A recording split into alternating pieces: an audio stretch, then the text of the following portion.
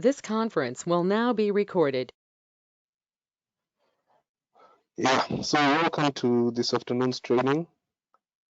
My name is Emmanuel. I'm the USG for chairing and training. So I'll go through today's training. If you have any questions, please, as the training goes on, indicate them in the chat section, and I'll address them at the end of each topic.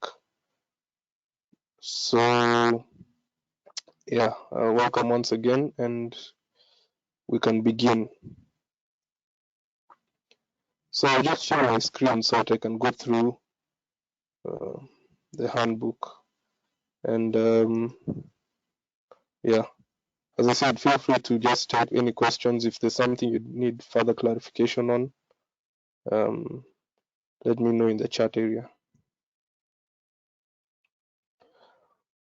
So today we're going to cover rules governing the path to a resolution, and this includes rules on working papers, resolutions, draft resolutions, and amendments. So ideally, what a resolution is, it is the solutions that a committee has come up with during the conference week. So based on the topic for your committee, your objective during the whole conference week is to come up with a resolution paper. And this resolution paper will be presented to the General Assembly on the last day. So moving forward, the first stage of a resolution is what we call a working paper. So a working paper can be described as a draft of the draft resolution. So keep in mind we have three documents. We have a working paper. Once a working paper has been fine-tuned, it becomes a draft resolution. Once a draft resolution has been voted on and passed, it becomes a resolution. So those are the stages in the process, in the path to a resolution. So working papers are basically how a committee, or how basically the process to writing a resolution paper begins the first day of the committee session, but it culminates, or the final stage is when delegates are in an unmoderated caucus and in the individual blocks. So each block usually, as we explained in the previous training, during an unmoderated caucus, the delegates will separate themselves based on their alignments, be it a continental bloc or any kind of political or military alliance, and then in those blocks they'll come up with working papers. So the working papers should just bring out the objectives that that block seeks to, should I say, put forth before the committee. It's the block's ideas, and those ideas will form a basis of the resolution paper. So seeing as working papers are, there's no specific format. They can be either in point form, or you can draft a working paper in the format of a resolution paper. However, because of time constraints, it might be difficult to frame the working paper in the official format. So it's allowed to be a rough. It can be a rough capture of your points in prose or in paragraph form. However, the block decides. So also working papers do not require signatories, unlike draft resolutions. And so what happens is, once you come up with a working paper, you submit it to the chair. The chair will go through it, and if possible, they'll distribute it amongst the committee members. Because you can imagine, in a committee you will have, for example, 5 different blocks, being the African Union, the Arab Union, the Americas, the Oceanic countries, and Asia. So each of those 5 blocks, that means 5 working papers from them, and each block will be given a chance to present the working paper before the committee.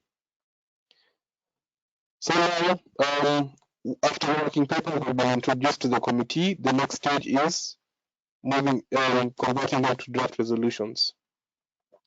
So draft resolution is introduced once it's approved by the chair, and it requires a simple majority of members present to pass.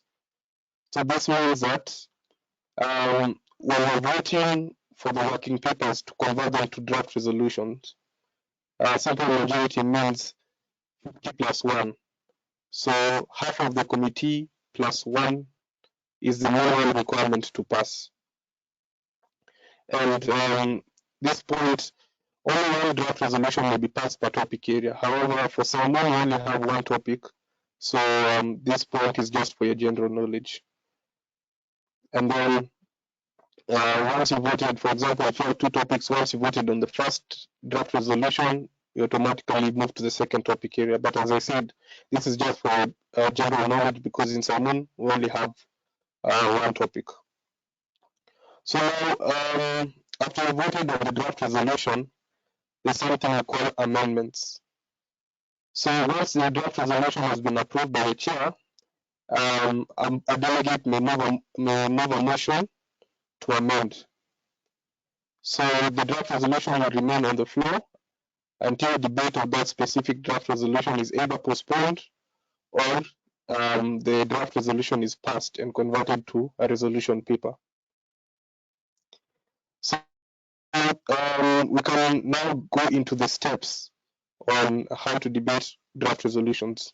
So the stages for the draft resolution is it is first read by one of the sponsors. It is seconded by delegates in the committee.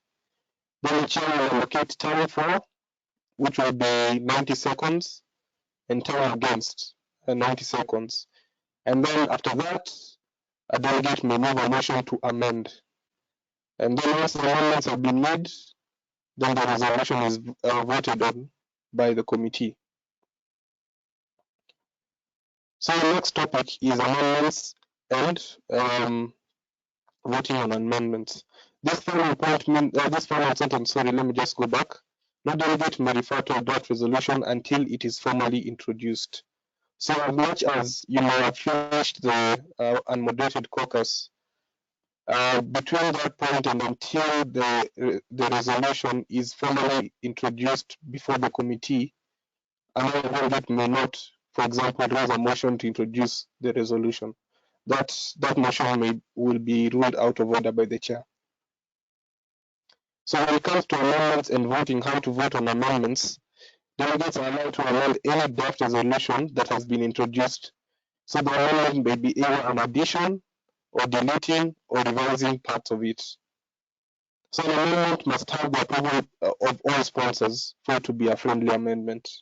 However, if one of the sponsors opposes the amendment, then it will be termed as an unfriendly amendment.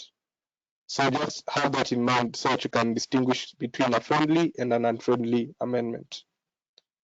So when voting on amendments, you have the main sponsor of the draft resolution will speak for the amendment, and then you have one speaker against. And then it requires a simple majority to pass. So,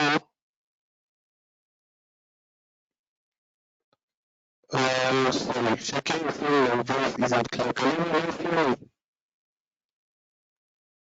Please just type in the chat.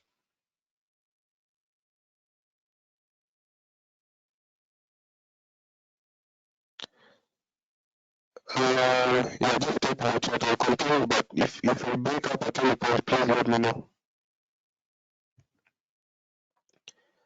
So, as I saying, you have one speaker for, one speaker against, and then you vote. And you require a simple majority to pass the amendment. However, you cannot amend a certain sentence or a certain area of a clause twice. So, for example, you can amend this sentence by deleting the word delegates. Someone cannot use a to amend by now introducing the word delegates because it will defeat the purpose. If they want to continue with the amendment, they will have to have a part of the section, not the exact area that was amended, but a different area. Look at, like, if I was to amend this sentence and remove delegates, someone who wants to raise a motion to amend might have to make an amendment to the whole sentence rather than coming and trying to introduce the word delegates.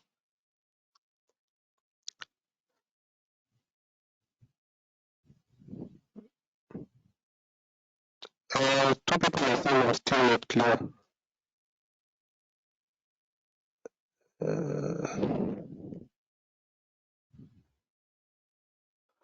Okay, just check because the connection on my part is okay. Just please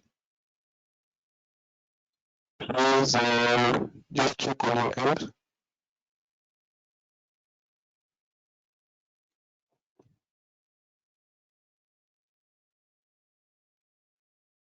Anyone having a connection issue, please just type in the comment in the chat area so that I can try and fix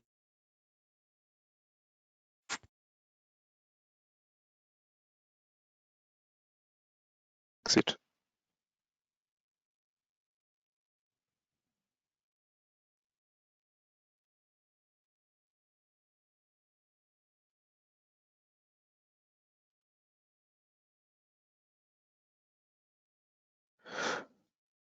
Okay, as I said, my internet, let me try and continue, but if I'm still not clear, just let me know.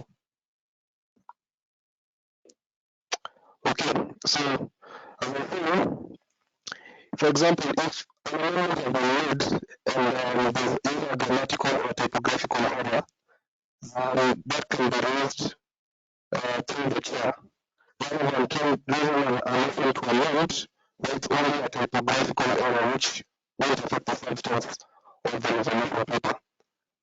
So, for example, if something has been misspelled, the amended version, or for example, the corrected version submitted to the chair, and then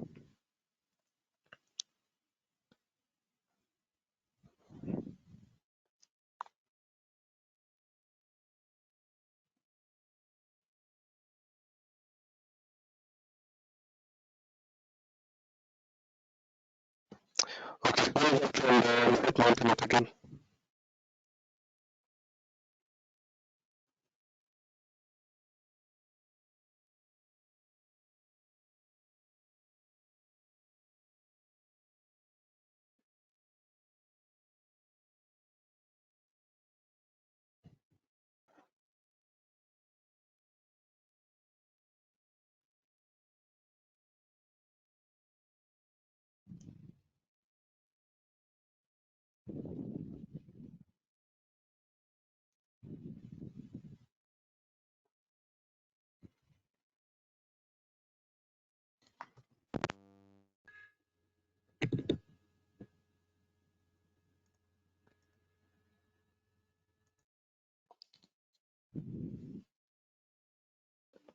Is it better now?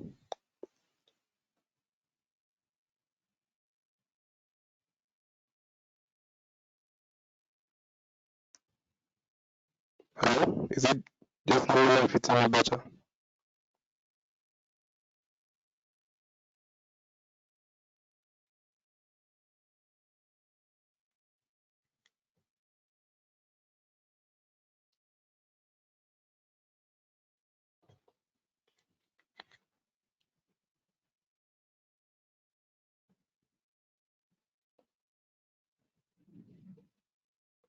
Okay, I'll continue.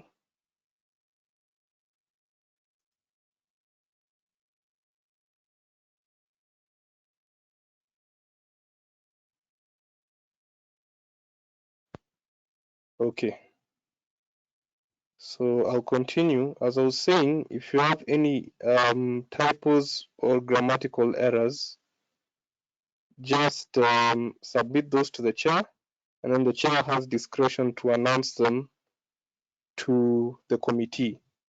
However, as I said, because the typos aren't, they don't change the substance of the resolution, it's not mandatory to inform the whole committee that there's a typo in the resolution paper. So if that's clear, we'll move to rules governing voting.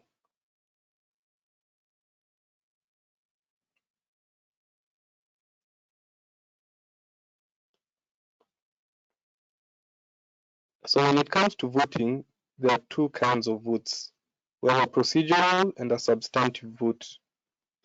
A substantive vote is a vote that is on either a working paper, a draft, or a draft resolution, or amendments to the draft resolution. So once the committee closes debate on a general topic, it will move into substantive voting procedures. So during substantive voting, the doors are closed, the doors of the committee room are closed by the protocol, and no interruptions will be allowed. So at that point, delegates can't stand from their seats or move in and out of the committee room. So if you're out of the committee room during a substantive vote, then your vote will not count.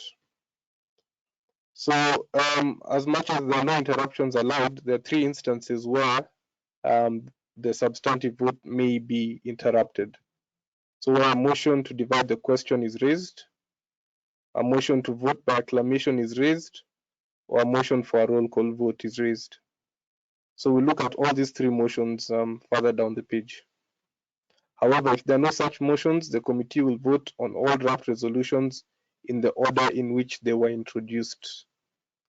So for substantive voting, we have four kinds of votes. So actually there are six kinds of votes. So you can either vote yes with rights, no with rights, you can abstain, or you can pass. So the difference between a yes and a yes with rights means that yes with rights means that you have a right to explain why you voted in a particular way.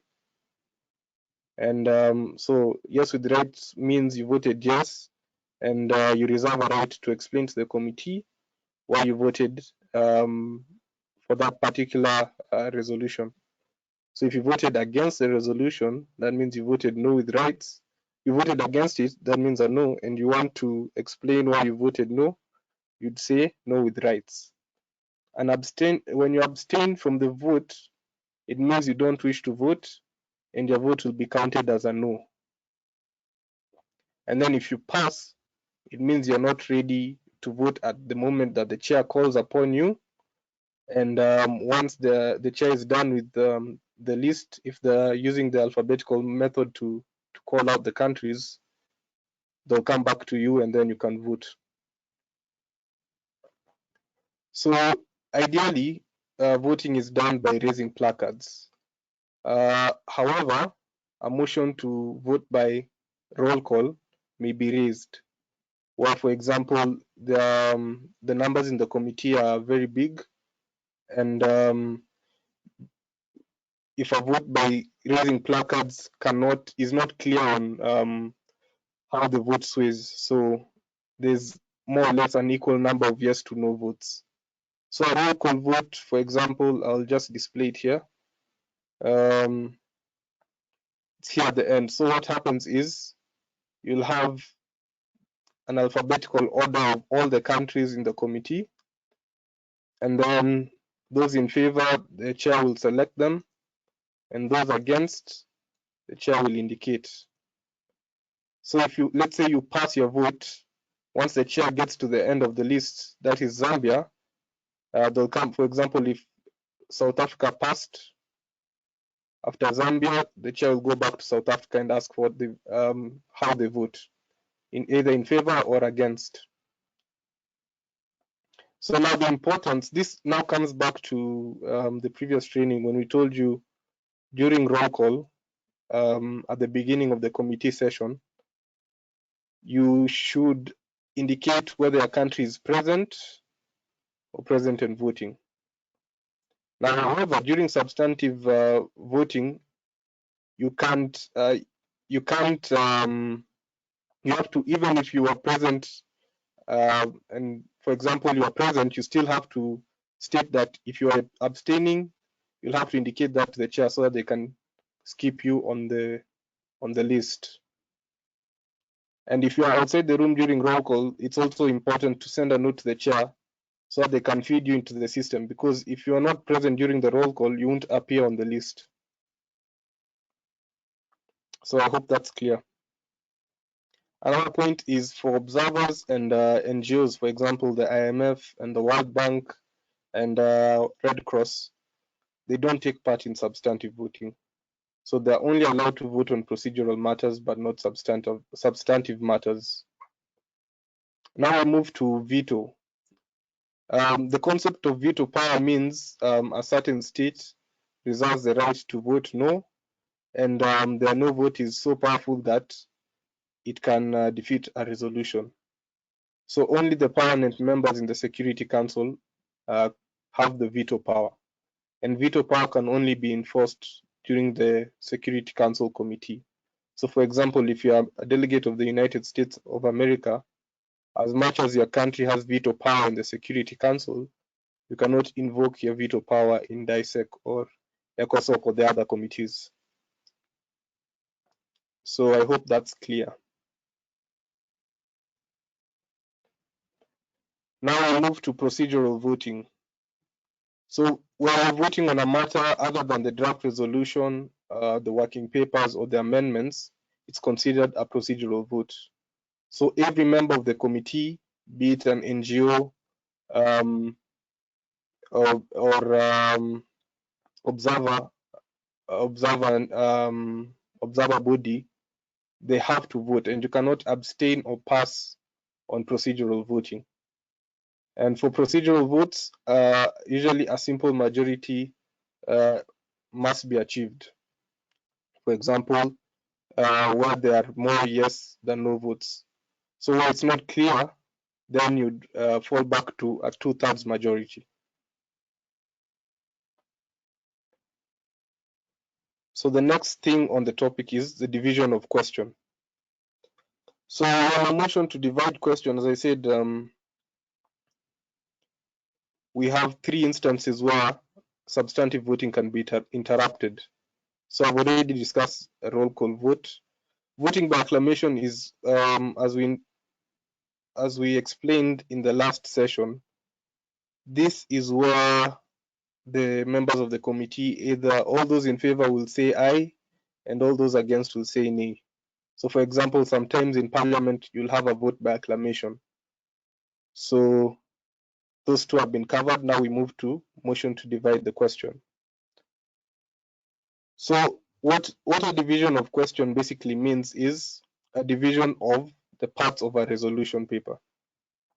So I'll just project for you a sample of draft resolution.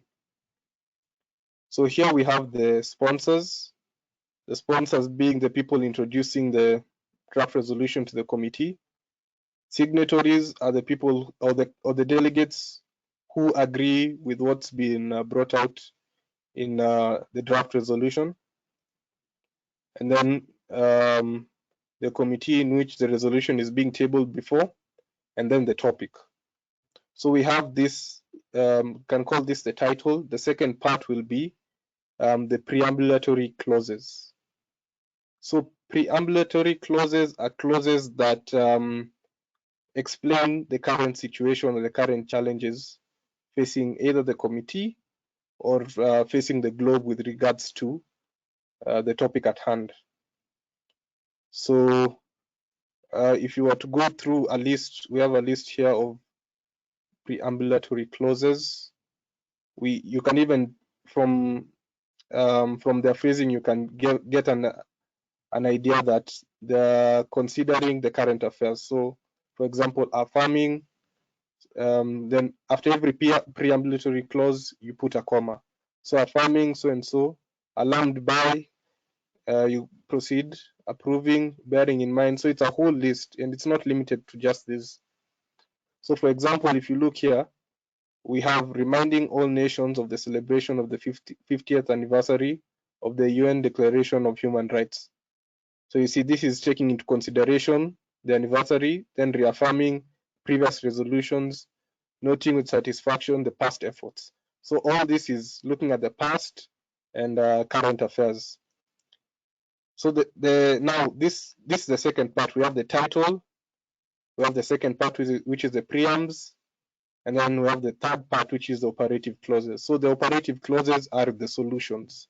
So what are your solutions to the topic and to these problems? So you see, these are calling for action. For example, encourages all relevant agencies, urges member states, requests, calls, and the same is captured here. So if you look at this list, accepts, affirms, approves, authorizes, they are actions. So these are reflections and these are actions. So now if we go back to a division of question. So let's say a certain topic has been debated and the debate has been closed. A delegate may move a motion to divide the question. So they're dividing the operative parts and then they'll vote on them separately from the preambles. And so basically this is invoked where, let's say, the operative clauses aren't as clear. So usually the common situation is, say as this is a reflection, it's usually very easy to bring out the current situation. However, many countries may differ in what they want the committee to approve, or the action they want the United Nations to take on. So while that's the case, a delegate may raise a motion to divide question, and that motion to divide question may interrupt a substantive vote. So once a motion has been raised, the motion can be debated to the extent of 2 speakers for each side. So you'll have 2 speakers for the motion to divide and 2 speakers against the motion to divide. And then it will be put to a procedural vote. So the qualification to pass is a simple majority, which means a 50 plus 1. And then the chair will take motions on how to divide the question and prioritize them from the most severe to the least severe. Just as when delegates raise motions, for example, to move into a moderated caucus, and many motions for moderated caucus are raised, voting is always, during MUN, it's always from the most disruptive or the most severe to the least severe. So if the motion to divide does not pass, the resolution will remain intact. However, if it passes, then it will, as I said earlier, you'll vote on the resolution in a divided manner. So you'll vote on the preambles alone, and then vote on the operative section alone. Yeah. So now a roll call vote, as I'd already explained this, but we can go through it again. It's basically what I explained here. So the chair will call the countries as per the list of those who indicated that they were present during the roll call.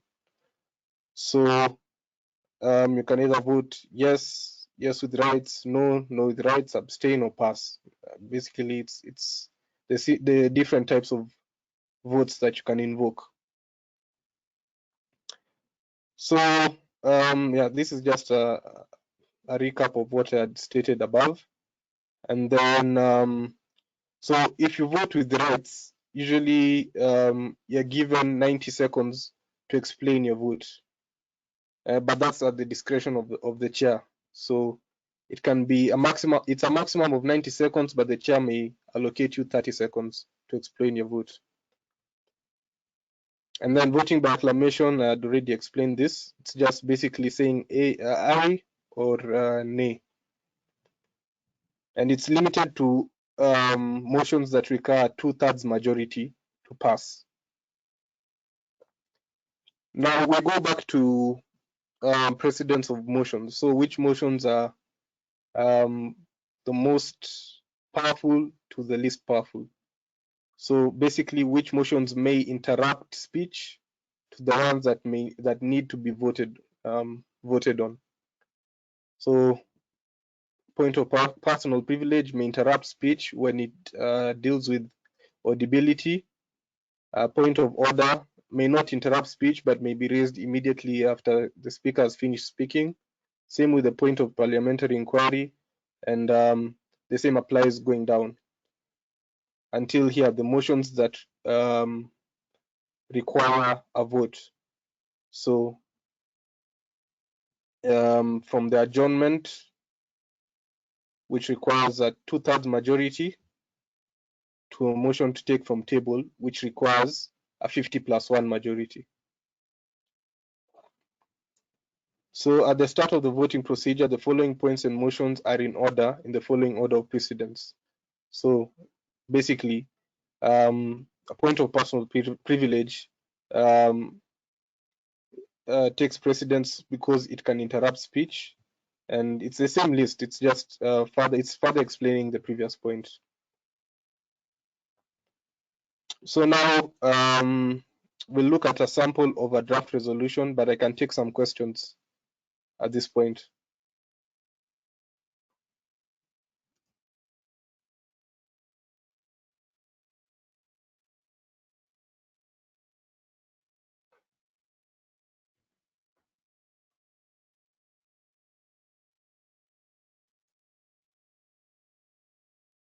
Are there any questions?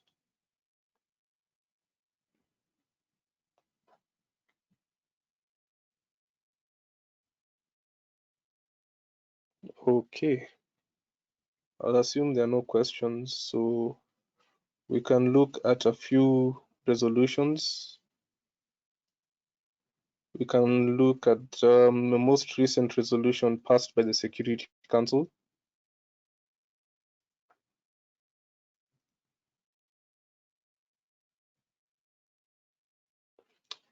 So this is an official resolution. The only part that differs is it does not have the sponsors, co-sponsors, and signatories.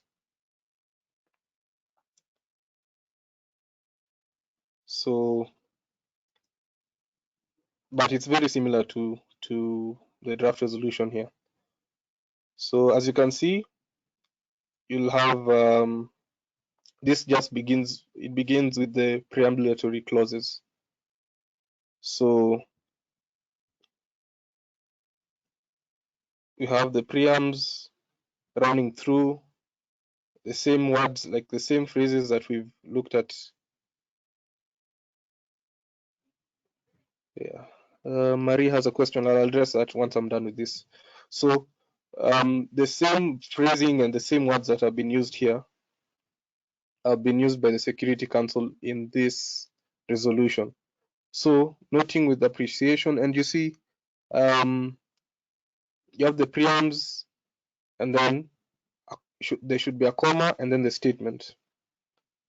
Now, the preambles, and then a comma, and then the next one, and then a comma. Contrast that with the operative clauses, which end with a semicolon. That's another difference between the two. So you can look just at 2 points: recalling its previous relevant resolutions and presidential statements addressing issues of peacekeeping. So as I said, it's past events and reaffirming the basic principles of peacekeeping. Past events and what's happening currently. So just a reflection of the current situation. And then now the call to action is here in the operative clauses. So stresses the importance of supporting UN peacekeeping operations request the host states to fulfill their obligations to facilitate. So you see, they're calling for actions for the host states to fulfill. So they're asking for something to be done. I hope that's clear. You see, they're also requesting the SG to review and ensure uniformity in the UN. Yeah. So I hope that part is clear so that you can just distinguish how to write a proper resolution paper.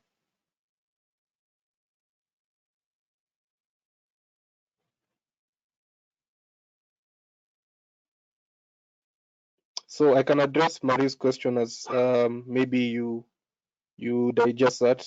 Just take some time, and if you have any questions, please just type them in the chat section. So Maria was asking the difference between an abstaining and a pass.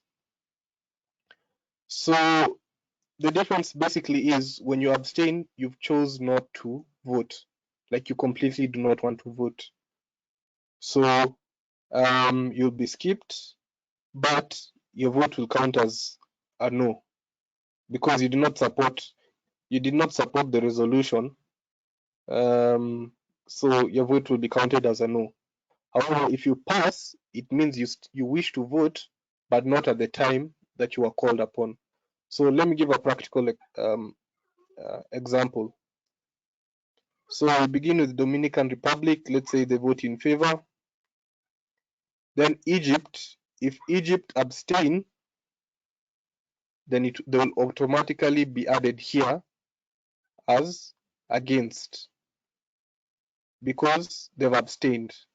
However, let's say if Haiti pass when they're called on, what will happen is the chair won't place Haiti either here or here. They'll skip Haiti, and then once they come to let's say they call the last country, which is Zambia.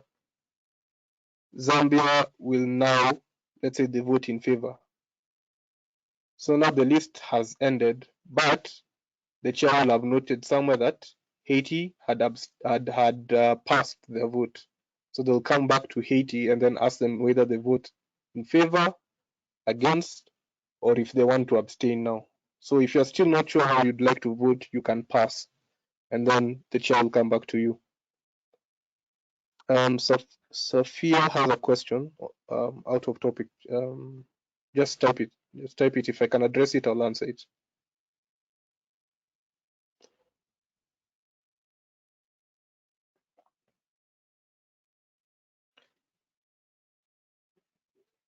So yeah, that's basically it for resolution writing. What we can look at as people ask more questions is points, like a flow of the points and the motions. So we begin with the motions. The most powerful motions are those that require two-thirds majority. So you see, these are points that don't require voting, and then now we have motions that require voting but require two-thirds majority. So 3/4, for example, basically means 3/4 of the room must pass it, as opposed to a simple majority, which means half of the room plus one has to pass the resolution or the motion. So we have a motion to adjourn a meeting. It was covered last week. It requires a two-thirds majority. A motion to lay on table requires a two-thirds majority. A motion to appeal the chair's decision requires a two-thirds majority also. A motion to postpone indefinitely requires a two-thirds majority. And then after that, the rest require 50 plus 1. So from the unmoderated caucus, all these motions require 50 plus 1 majority to pass. So I hope you understand why they're less powerful than the motions that require two-thirds majority. Just because the threshold to pass is higher for the other motions when compared to this.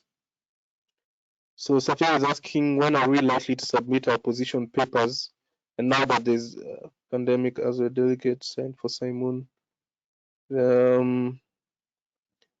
Safia, your question will be answered by the conference team. I think we'll have a session with them later, and they can address that. But in terms of position papers, we should have a session separately on that. What I can do, unless, are there any questions on resolution writing, so that we can address them before we move to a different topic?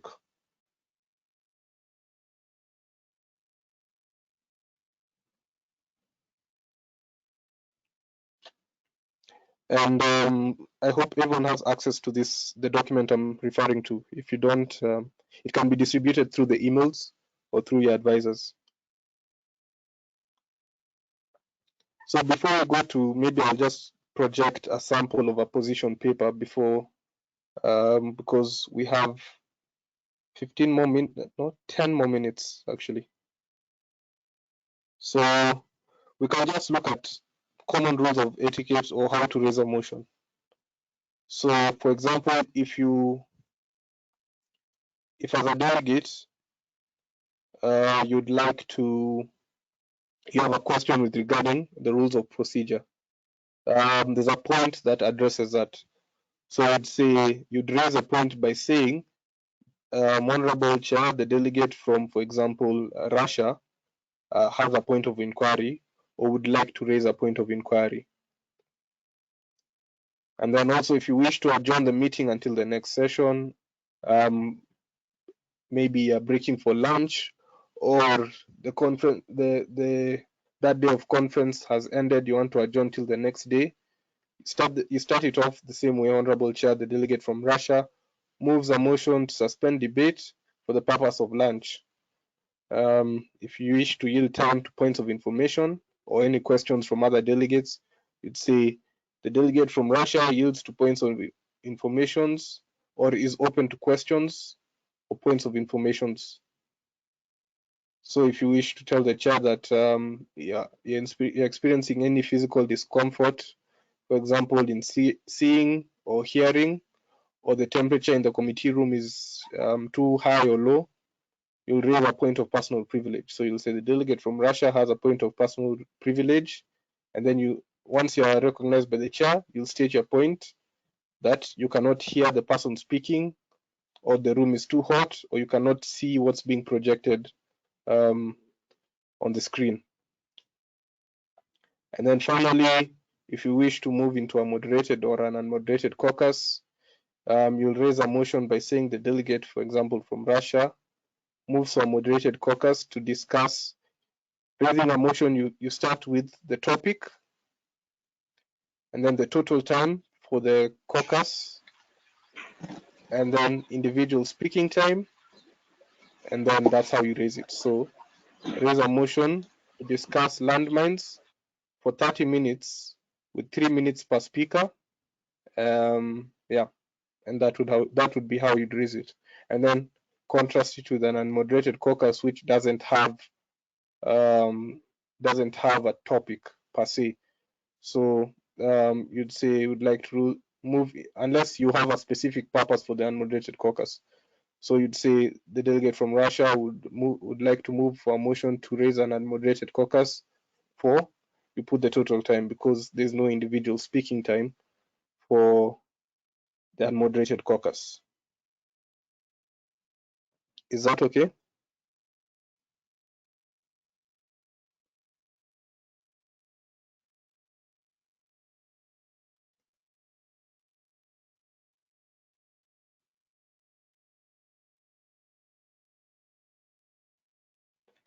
Okay, so I'll project a few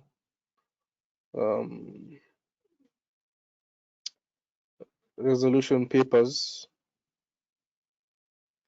No, sorry, position papers. Just I can go through it. If it's not satisfactory, we can address it in a separate training. But it's very straightforward. So the position paper, basically what it is it's basically a document, usually a 2-page document that delegates come up with to encompass their country's position with regards to their topic. So it's usually committee specific and country specific. What that means is, if in this case, I'm representing Nigeria, I'm representing Nigeria in DISEC. So a Nigerian representative in ECOSOC will have a completely different position paper from me. So that's what I mean by it's country specific and committee specific.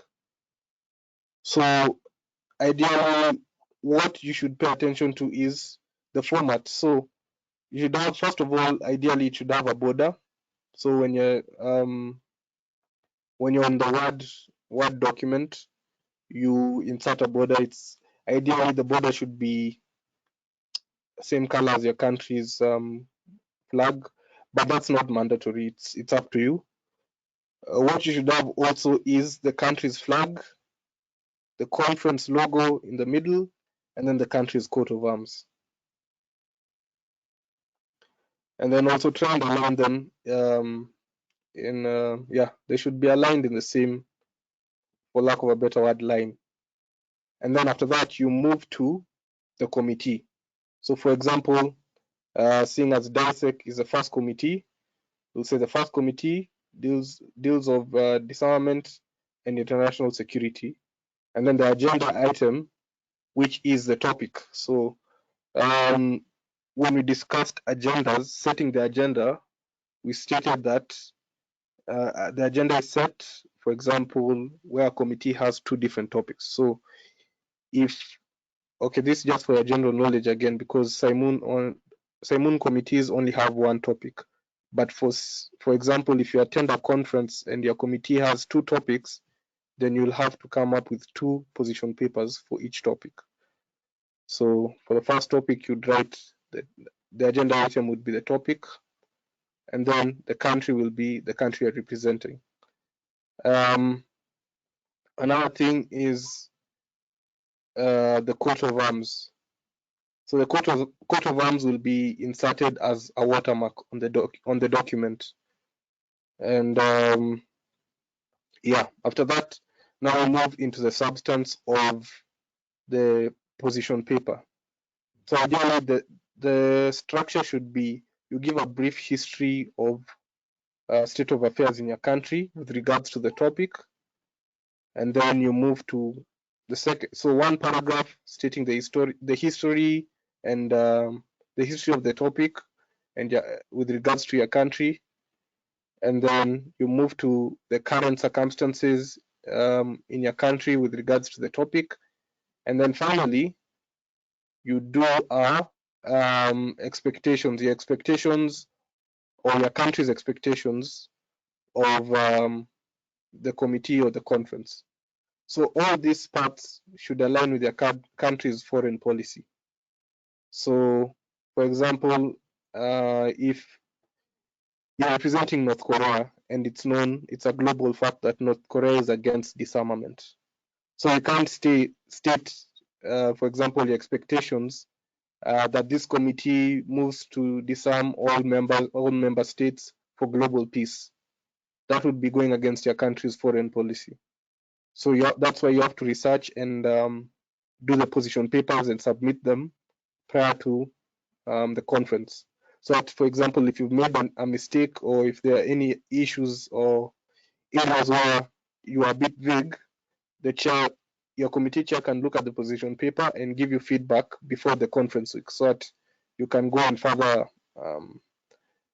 research, or you can just make amendments, because this will guide you during the committee sessions. It will guide you to give you speaking points during the moderated caucuses.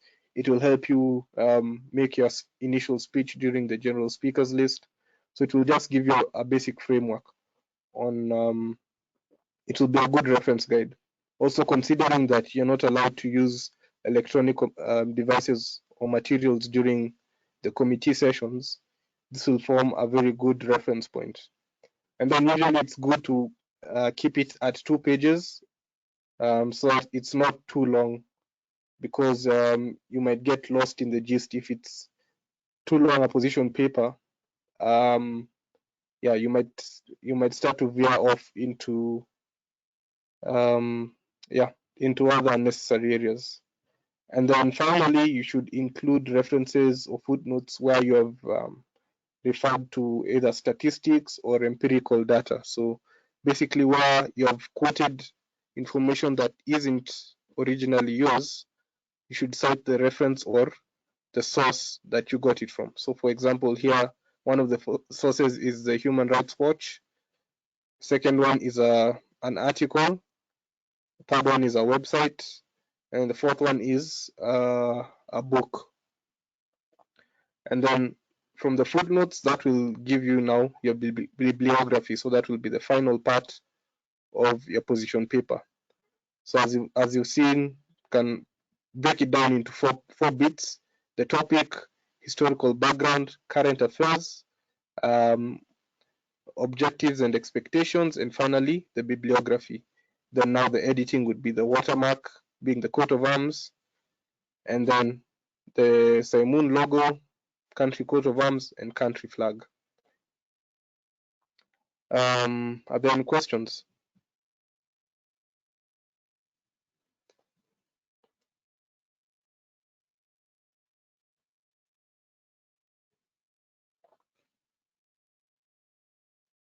Okay, so if there are no questions, maybe I can just Katra is asking what is the agenda for this year. So the agenda is basically the topic for your committee. So you'd have to let me know which committee you're in, then I'd be able to answer that question. Also, something for general knowledge, so that in case you attend a conference that requires a letter of credence or a letter of credentials, this is what a letter of credentials is.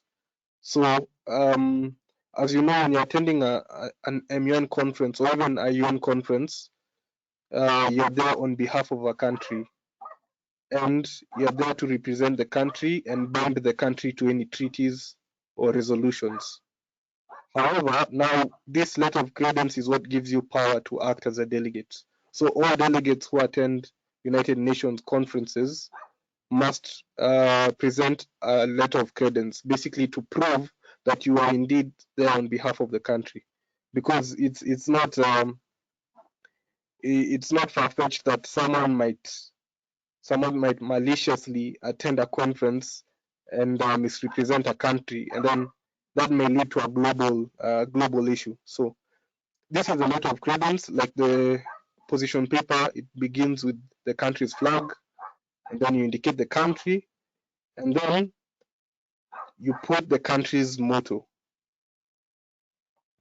And then after that, you address the letter of credence. Because it's a letter, you address it to the Secretary General of the conference you're attending. So in this case, it would be SAIMUN, so Sub-Saharan International Model United Nations.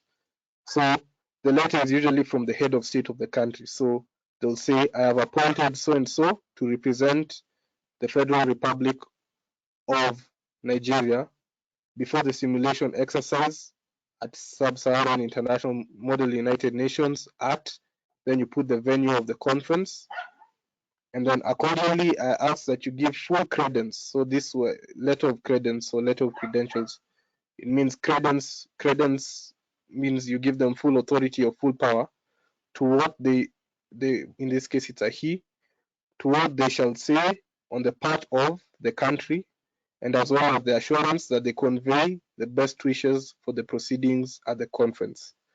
Then it's signed by yours truly, Muhammadu Buhari, or for example, now it would be the president of Nigeria. If it's a country that's represented by prime minister, it would be the prime minister.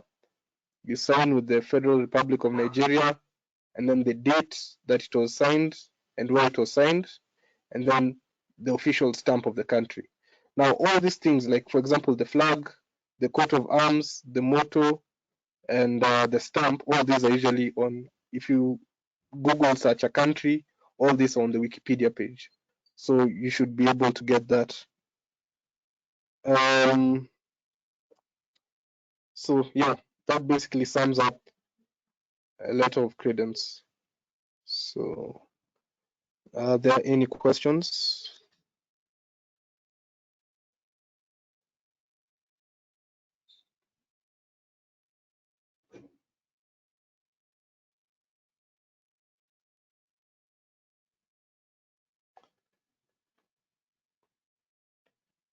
So Sondos, I hope I've pronounced your name correctly. Mohedin. So for your moment, the topic is the youth's role in facilitating gender equality and inclusion globally. But all this is on the website, so you can go on the website and you'll see the individual committees and the topics. Yeah. So please, if there are any questions, just raise them. I can give you five more minutes to raise any questions you have with regards to the training, because we're done so far.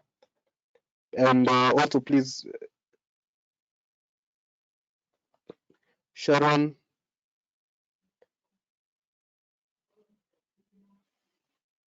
is asking if the letter of credentials should be presented together with the position paper.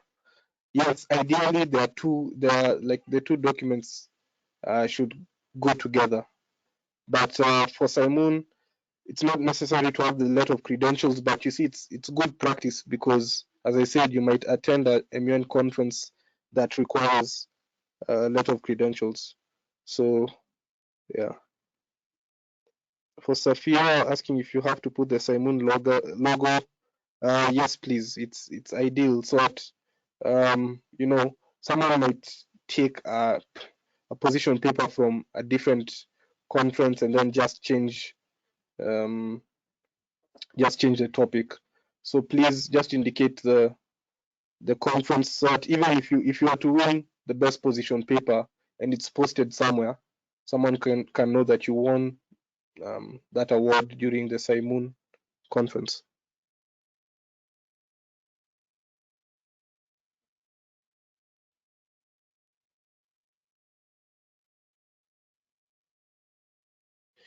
Any other questions?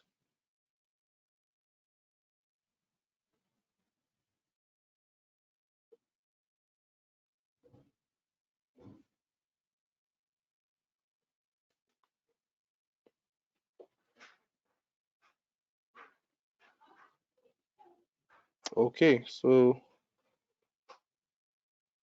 I'm assuming the Sophia is asking, do you have to? I mean, if, as I said, do you have to write your names? Yes, so that we can know who submitted. If we were to award you the best position paper and it doesn't have your name, I mean, it would be difficult to give you that award.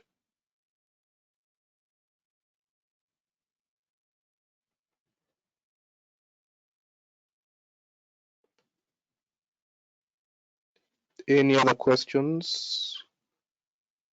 Will the high school committees have chairs from high school?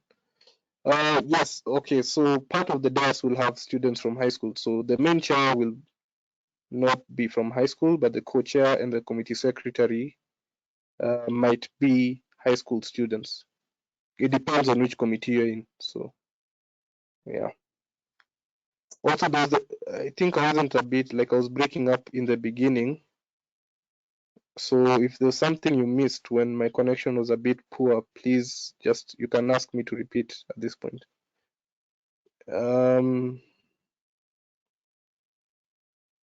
Yeah, I think Gloria has answered your question.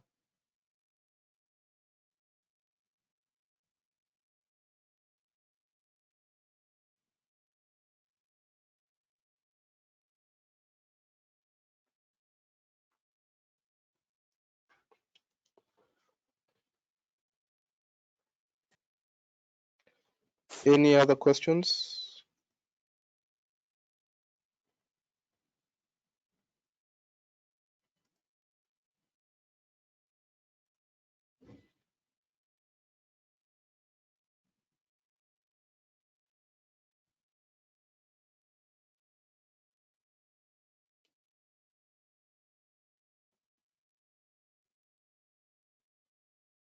I think Glory can answer your question on the badges, or if not, it can be answered at a later period.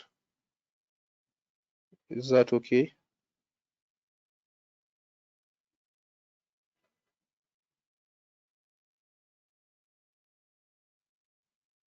Okay, yeah. I think that's been answered.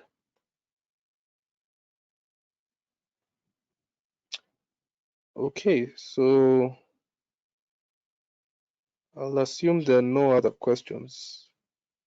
So can just wrap up the session.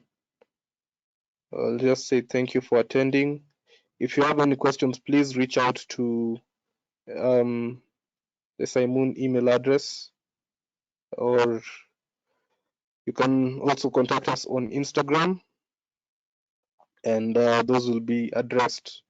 Also, we'll upload these drafts, the drafts of the resolution paper, the position paper, and the letters of credence, just for your benefit.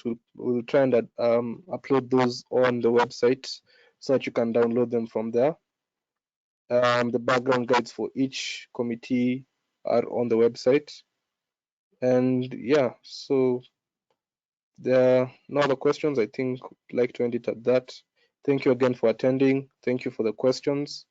I'm sorry for the initial part when it was a bit, the connection was a bit unclear, but I hope everything, you were able to understand everything that we covered today. Because drafting resolutions is the most important part.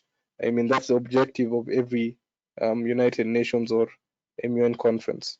So if you're able to understand that and you tie that into the points of procedure that we covered previously, and how the debate flows, I think you should be in a very good position to attend not only SAIMUN or any other MUN conference. Okay, so thank you again. Just like to wish you all a lovely weekend, and yeah, stay safe and healthy. Okay, so we'll end the meeting at that. Goodbye.